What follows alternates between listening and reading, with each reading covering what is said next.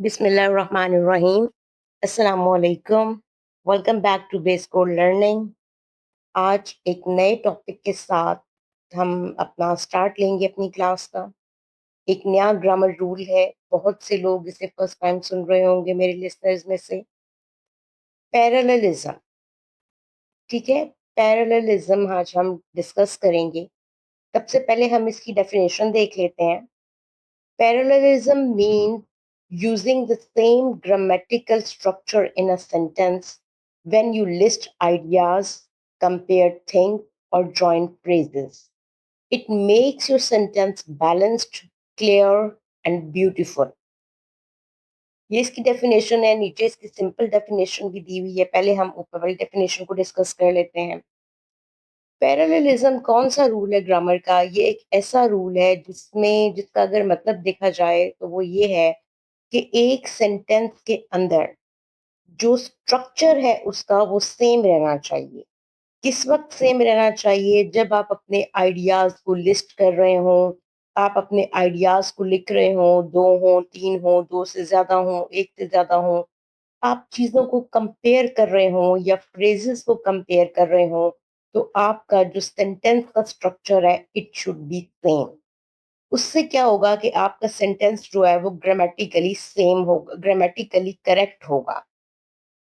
नीचे देखें, parallelism is equal to same pattern, यानी कि पैटर्न आपका सेम होना चाहिए। Same structure in all part of the sentence, sentence के तमाम पार्ट्स का स्ट्रक्चर एक जैसा होना चाहिए। अब यहाँ पे सेंटेंस स्ट्रक्चर से क्या मुराद है?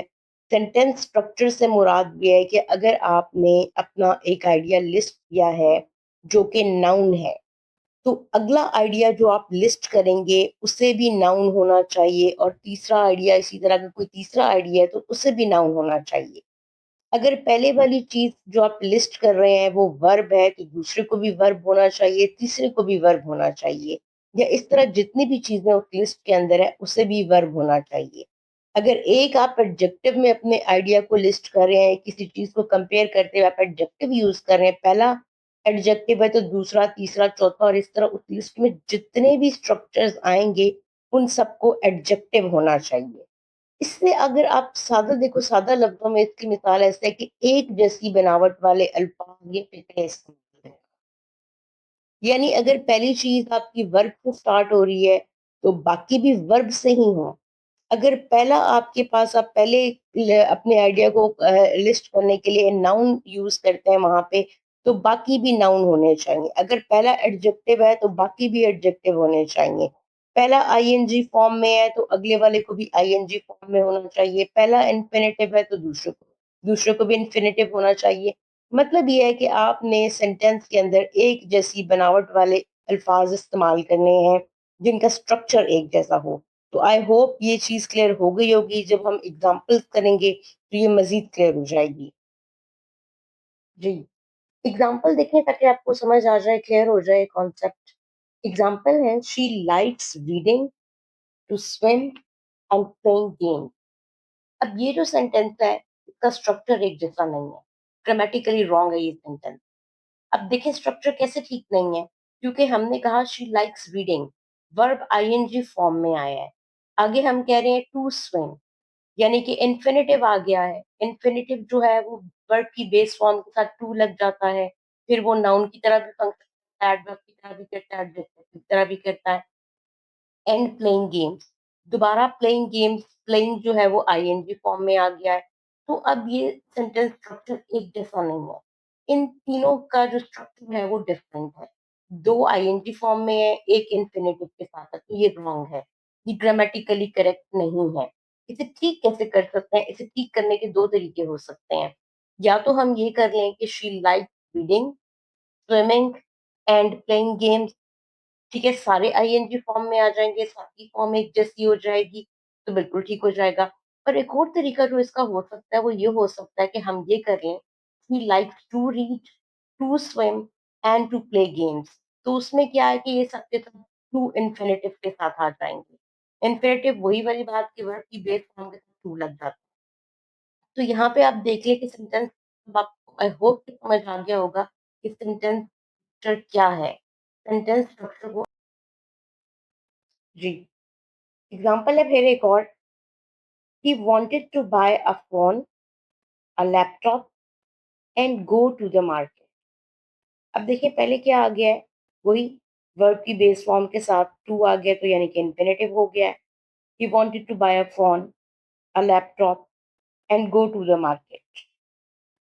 अब यहाँ पे करेक्ट कैसे होगा, इसका स्ट्रक्चर हमें सेम करना होगा। स्ट्रक्चर सेम करने के लिए हम क्या करेंगे, he wanted to buy a phone, to buy a laptop and to go to the market. सबके साथ हमने टू लगा के इन्फिनेटिव बना दिया। ठीक है, तो सेंटेंस का स्ट्रक्चर आपने सेम करना है, यानी कि सादा लफ्जों में की जो साख्त सेम करनी है।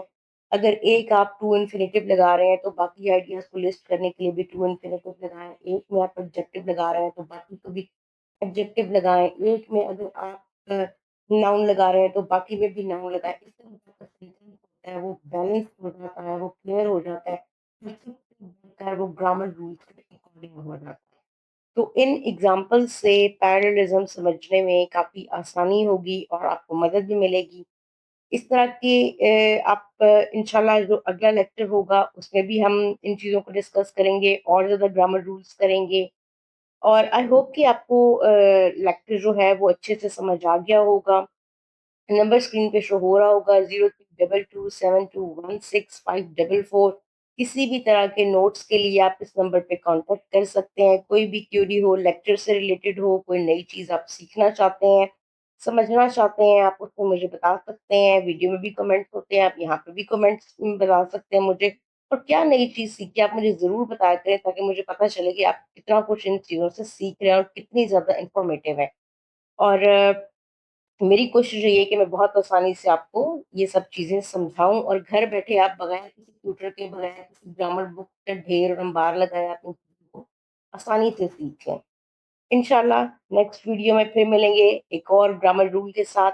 Till then take care, stay blessed, आमीन, अल्लाह हाफ़िज़।